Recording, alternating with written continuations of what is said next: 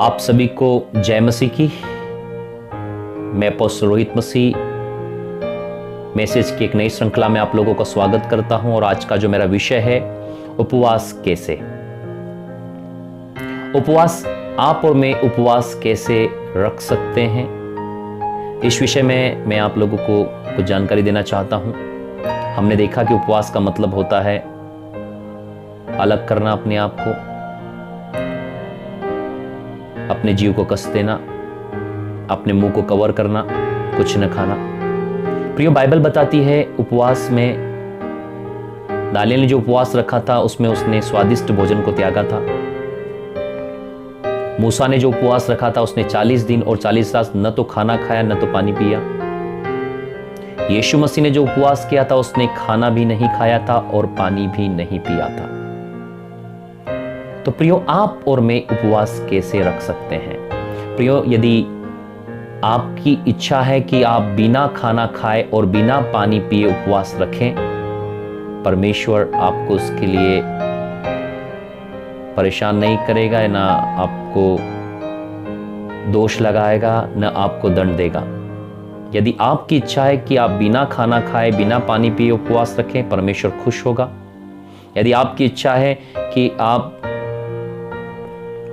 केवल पानी पिए, भोजन को त्याग करें, तो भी परमेश्वर आपसे खुश होता है। और कुछ उपवास ऐसे होते हैं जिसमें हम लंबे समय के उपवास रखते हैं, उसमें हम अपनी स्वादिष्ट वस्तुओं को, भोजनों को त्याग करते हैं। इस प्रकार दानियेल ने किया, तो हम ऐसा कर सकते हैं।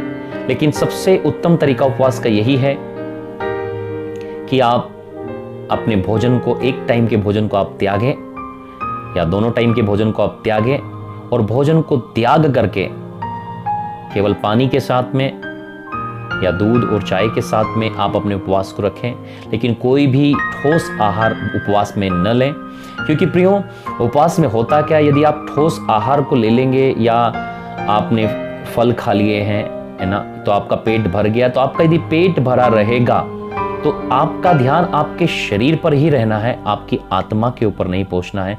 तो ये एक बहुत बड़ी समस्या आपके साथ हो सकती है।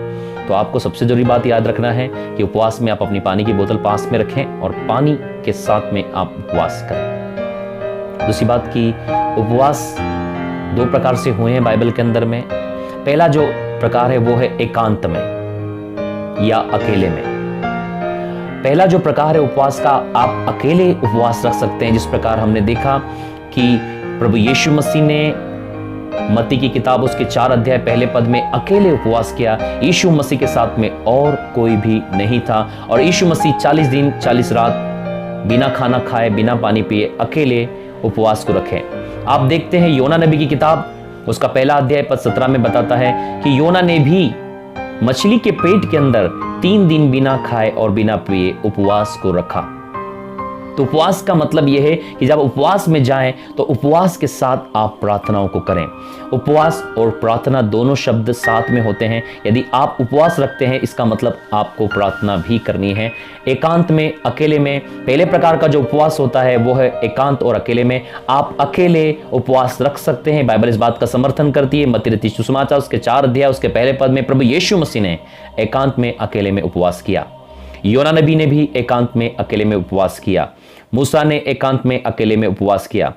एलिया ने एकांत में अकेले में उपवास किया। दानियेल ने भी कुछ समय पर एकांत में अकेले में उपवास किया। ऐसे बहुत सारे उदाहरण हैं जहां पर हम एकांत में और अकेले में उपवास करते हैं। यदि आप अकेले उपवास करना चाहते हैं तो परमेश्वर आपको उसके लिए आशीष देगा और उसके लिए समर्थन करता है बाइबल। दूसरे प्रकार का जो उपवास है वो है सामूहिक रूप में।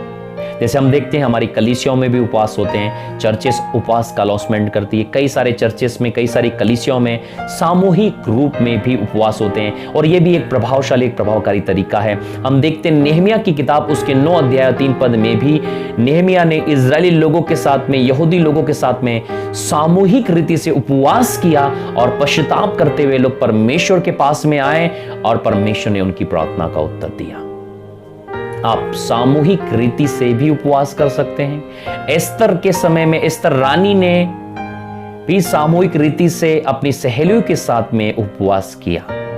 हम देखते हैं योना ने जब निनवे में निनवे शहर के लोगों को प्रचार किया, तो निनवे के शहर के राजा ने, क्या मंत्री ने, क्या सैनिकों ने, वरन वहां के पशु पक्षियों ने भी उपवास को रखा। ये एक बड़ा सामूहिक रीति से उपवास है। मैंने आपको 2 प्रकार के उपवास बताए हैं, पहला एकांत में और अकेले में, दूसरा है सामूहिक रूप में। तो प्रियो, दोनों ही बातों का बाइबल समर्थन करती है।